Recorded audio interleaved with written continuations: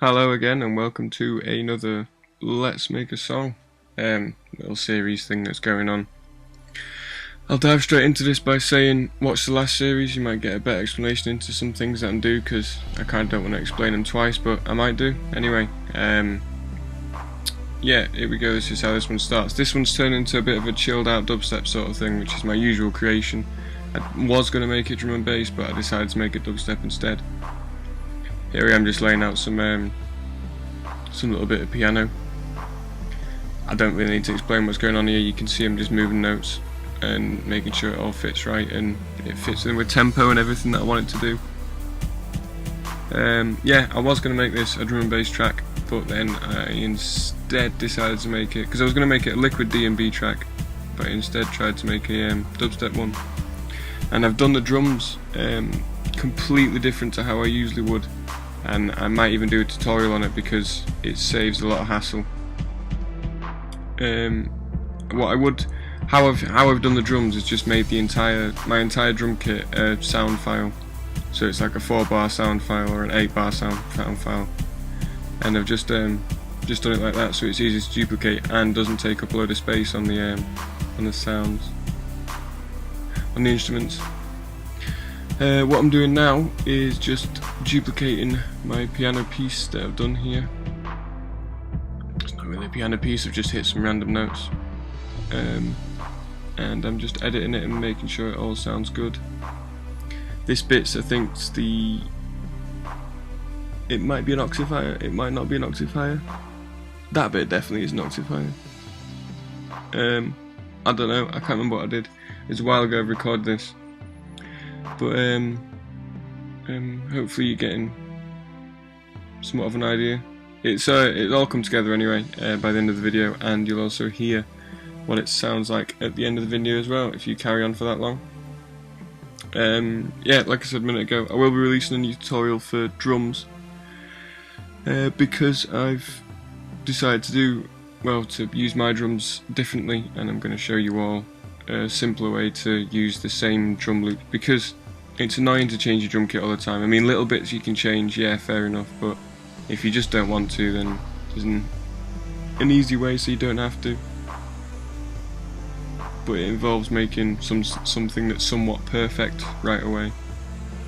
I also use something that I've never really used before. I have used before, but I never really enjoyed the outcome really. So I've used it again, which is a reverse snare this time. I've used it quite a lot actually, to be honest, but you can never really tell because I never really liked it. But in this one, I figured because it's a bit more of a chilled out sort of thing, maybe it'd sound better. Now I'm just as you can see, just channeling these, still editing, making fine adjustments, making sure everything fits in right, and building it up how I want to, because you see I had on the right hand side of that green bar, there's a lot more going on than there is on the left hand side, or the green bar, and that is basically I've taken out the full chords, so it's like building up. I think I moved this to a different place, I can't remember, this is all pre-recorded stuff, and I'm trying to remember what the hell I've done now because it was a while ago. But yeah, this is me making some sort of a build-up anyway. To be honest, I think this all gets scrapped and then it moves the other way, so it starts off with everything playing and then ends up fading off. I can't really remember. I'm just rambling now, I'm completely lost of what I've done. I know what I've done there, because that's the pad.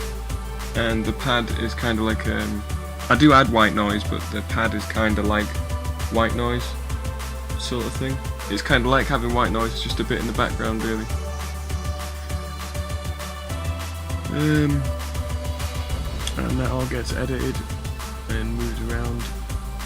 Yeah, there we go, I've moved the main full chords and the pad to the front.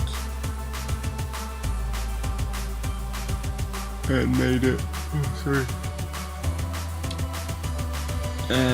all fade in so it doesn't just hit. That's another thing I'm trying to get into as well, is just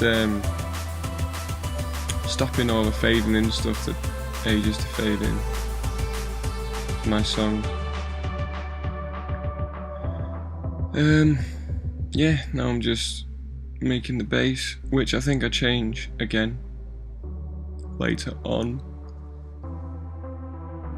I can't stop yawning, but who knows? I ain't got a clue. I have no idea what I'm doing. Something's happening. Hopefully you know what's happening, because I ain't got a clue. Here you can see me moving frequency, moving the bass, making the track bigger,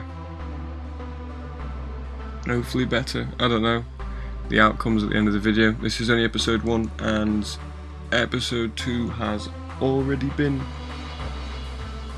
hopefully recorded. I think it's recorded. Yeah, episode 2's already been recorded. All I need to do is add voice to it, and then that's that one done. I get a lot more covered in episode 2. This is basically just laying out instruments, but you get an insight on how to maybe structure your own tracks in future. Just mess around with a load of instruments and you get some kind of melody, some kind of main melody, and then you break that main melody down into breakdowns or build-ups or intros or outros or whatever you want. And then you add some drums. Some people do it differently. You can do it however you want. This is just, for me in this song, I found this was the best way. Sometimes I've started with drums. It starts differently. Okay, where's it yawning? Yeah, sometimes I do it differently. But yeah, hopefully you get an insight into what this track might turn out to be like. I'm having second thoughts halfway through, but you know, that's how it is. That's why it's taken so long to release, because I didn't think I'd ever get it finished, and to be honest, I still don't. But oh well, here's how it's sounded so far. Leave a like, comment, make sure you let me know what you want to happen to this song and what you think it should sound like when it's finished. It should be playing now in the background for you. Thank you very much. Make sure you leave a like and comment. Cheers.